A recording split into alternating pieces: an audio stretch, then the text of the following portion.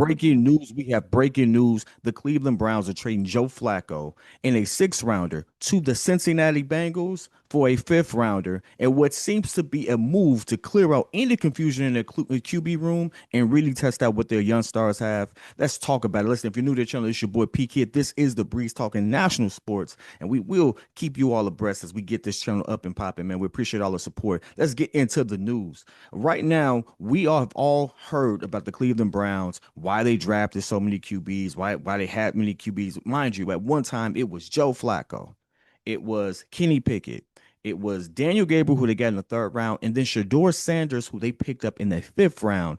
On top of the fact that they still had Deshaun Watson, who's injured.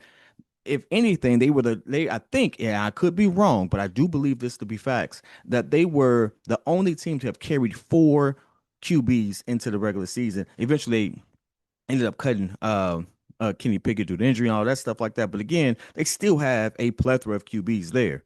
And with everyone having all the rave and noise about, hey, let's see what these young guys had. Why would you do that? This, that, and the other. It seems like the Cleveland Browns have actually listened to it because now that that Dillon Gabriel had his first career start and he looked pretty decent, now you can actually see why they would move on from it.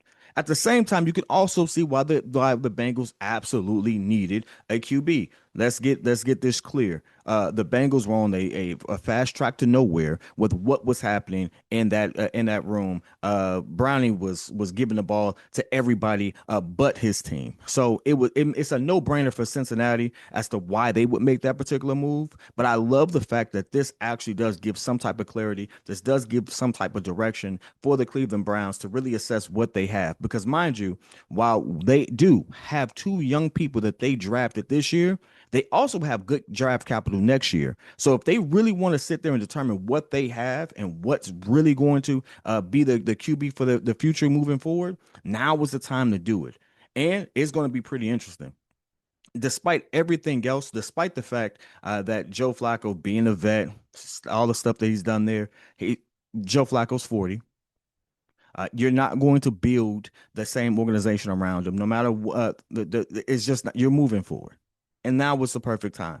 And with them being the butt of almost every joke, it is. I'm actually pretty happy that the Cleveland Brown organization has decided to make a smart move in all of this because now you really are going ahead to see if you have the guy at QB. Now, there's only one way that the Cleveland Browns can mess this up, and I'm gonna be honest with you because it's Cleveland. The Cleveland Browns, much like the Chicago Bears, make sure y'all understand. Y'all know how we rock here. Known for doing some stupid stuff. If you trade away Joe Flacco, but you don't give Shedeur opportunity, you still wasted the fifth rounder. You've done all that for nothing. Now is the time to actually do it. If you're planning on building for the future, you got to give both of them a shot. You got to see who you have. And I'm gonna be honest with you. I don't frankly care if it is that I've been on the breeze saying that I didn't know who Dillon Gabriel was, but I also said he looked pretty darn good. He got the ball out. He is short. I ain't gonna lie to you. The man is small, petite. All right, pause.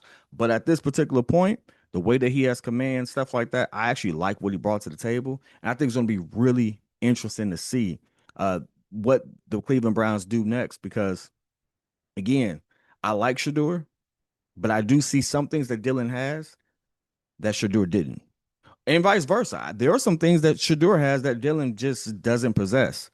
But that doesn't mean that either one of them are the better QB. It kind of all depends on who gets to run that system and how the coaching staff and how everyone kind of rallies around who they determine to be their guy.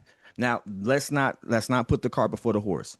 The third rounder is going to get more opportunity than the fifth rounder. No matter what national media say, no matter what the fans say, no matter what the feelings are, the third rounder has more capital invested in him. He's going to get more opportunity than the fifth rounder. Also, it is rumored that Shedeur was not the guy for the GM. That ownership kind of stepped in to pull him in. So he's still going to get more opportunity than a third rounder. I mean, fifth rounder. However, for Shedeur, this does mean that he should get more reps in practice and things of that nature that he wasn't previously getting with the ones and twos, or especially with the twos, considering that he's going to be more, he's going to, hopefully he is the number two. I mean, unless Deshaun Watson miraculously healed or something like that. I mean, let's call it is what it is. So we should be able to see that. We should see that moving forward. And I'm kind of happy that they're actually doing it. When you know you're not going anywhere, when you know you don't have playoff aspirations, you make moves like this. You do things like this so you can get it right. You already have a phenomenal defense. Get some of these young guys in there. See if the team rallies around them. Because if the guys on the other side rallies around this, either one of these kids, either one of these guys, then you're going to have the synergy built to move forward. And I'm happy to see it.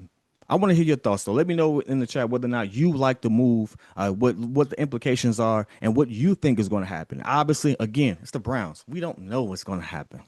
We have no idea what's going to happen at all. But what we do know is that